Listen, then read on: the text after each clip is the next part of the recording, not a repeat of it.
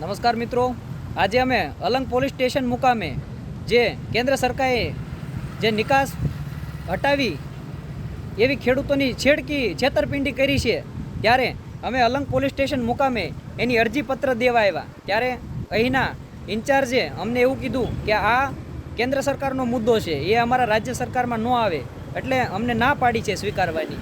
અને મિત્રો, તો અમારે જવું તો જવું ક્યાં?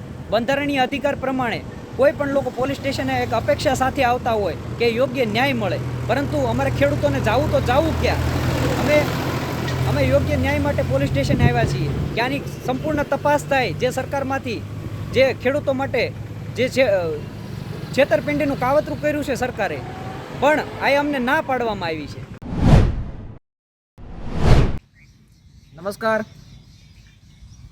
મિત્રો, ઘણા સમયથી ખેડૂતોની ખૂબ લાંબી લડત ચાલી રહી છે ડુંગળીની નિકાસ બંધી હટાવવા મુદ્દે, પરંતુ આ શાસક પક્ષને પેટમાં પાણી પણ હલતું નથી. ત્યારે સમગ્ર ગુજરાત અને દેશમાં, ખાસ કરીને ગુજરાતમાં જે રામના નામે રાજકારણ ખેલાઈ રહ્યું છે, ત્યારે આજે ખેડૂતો ભગવા કપડાં સાથે એક રામની નેમ સાથે લઈને એક ન્યાય માટે, એક રામના નામથી જો ન્યાય મળતો હોય તો, જો આ શાસક પક્ષને થોડુંક પણ રામ પ્રત્યે પ્રેમ હોય તો, કે આવનારા સમયમાં ડુંગળીની નિકાસ ખુલ્લી કરે, એ માટે આ તળાજા માર્કેટિંગ હેડે ખેડૂતોએ વિરોધ પ્રદર્શન પણ કર્યો અને આવેદનપત્ર.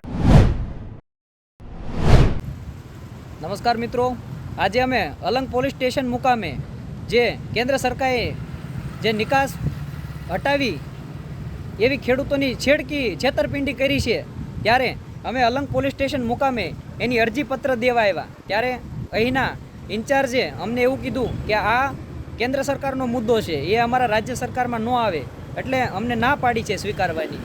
અને મિત્રો, તો અમારે જવું તો જવું ક્યાં? બંધારણીય અધિકાર પ્રમાણે કોઈ પણ લોકો પોલીસ સ્ટેશને એક અપેક્ષા સાથે આવતા હોય કે યોગ્ય ન્યાય મળે, પરંતુ અમારે ખેડૂતોને જવું તો જવું ક્યાં?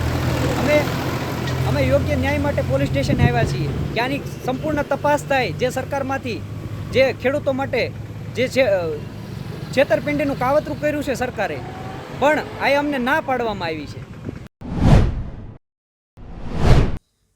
હું અત્યારે શાંતિથી થોડું ગુજરાતનું બજેટ જોતો હતો. બજેટ પ્રવચનમાં નાણામંત્રી કહે છે કે ગુજરાતીઓની માથાદીઠ આવક વધીને 2,73,558 રૂપિયા થઈ છે.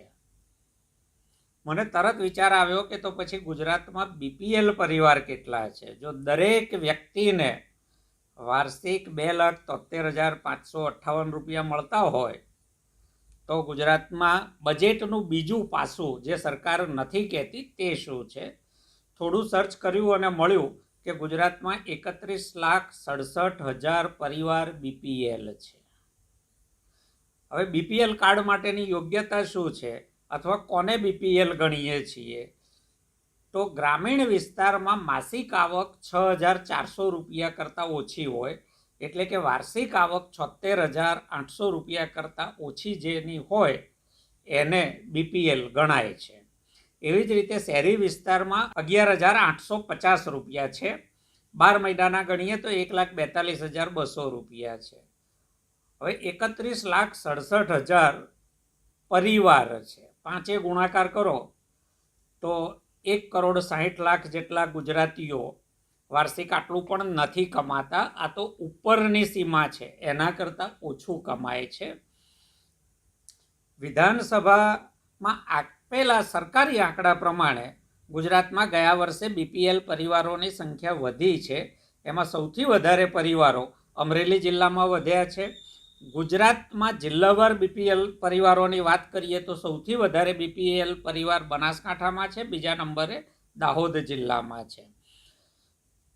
આ રીતે જોવા જઈએ તો ગુજરાતમાં કુલ જે 1,43,00,000 આજુબાજુના પરિવારો છે, એટલે કે ગુજરાતમાં 22.14% પરિવારો બીપીએલ છે, જે આવકની આ રેખાથી નીચે વાર્ષિક કમાણી કરે છે.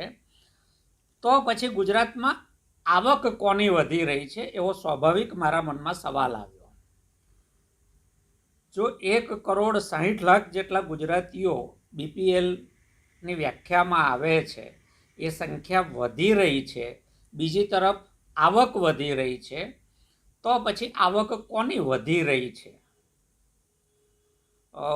સાદો સવાલ મારો તમને એ છે કે ગુજરાતના મોખરાના 10 ઔદ્યોગિક પરિવારો છે, એમને ગુજરાતની કુલ આવકમાંથી એમની આવક આપણે બાદ કરી દઈએ અને પછી ગુજરાતની જે આવક બચે એને ગુજરાતની વસ્તી વડે એ 10 પરિવારોના લોકોની સંખ્યા બાદ કરીને ગણીએ તો ગુજરાતના લોકોની માથાદીઠ આવકનો આંકડો શું થાય?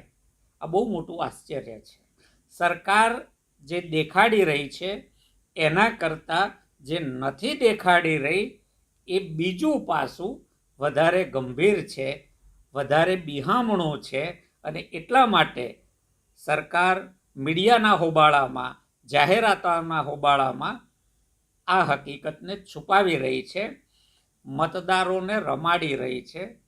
પરંતુ મતદાર તરીકે આપણે જાગૃત થવું જોઈએ અને સરકાર જે દેખાડવા માગે છે તે પણ જોવું જોઈએ.